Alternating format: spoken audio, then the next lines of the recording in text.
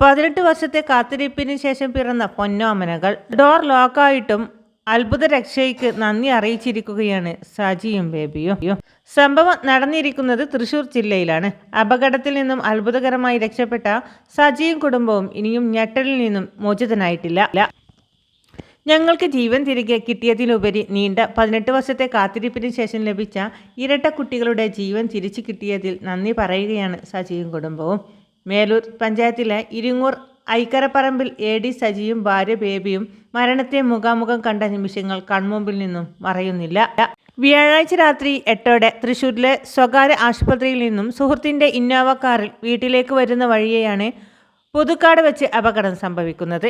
കാറിന്റെ മുൻഭാഗത്തു നിന്നും പുക ഉയരുന്നത് കണ്ട നാട്ടുകാരാണ് ബഹളം വെച്ച് വാഹനം നിർത്തിയത്.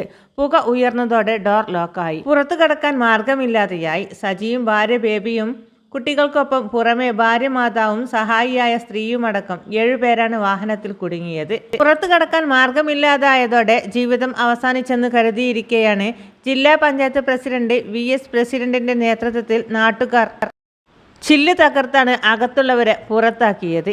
തീ ആളിപ്പടർന്ന് ഇതിനോടകം കാറിന്റെ ഒരു ഭാഗം പൂർണ്ണമായും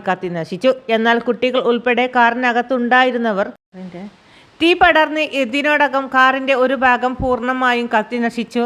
എന്നാൽ കുട്ടികൾ ഉൾപ്പെടെ കാറിനകത്തുണ്ടായിരുന്നവർ ഒരു പോറൽ പോലും ഏൽക്കാതെ രക്ഷപ്പെടുകയും ചെയ്തു. മറ്റൊരു വാഹനത്തിൽ പിന്നീട് വീട്ടിലെത്തിക്കുകയും ചെയ്തു. 18 വർഷത്തിനു ശേഷത്തെ കാത്തിരിപ്പിന് ശേഷമാണ് ഇവർക്ക് കുട്ടികളുണ്ടായത്.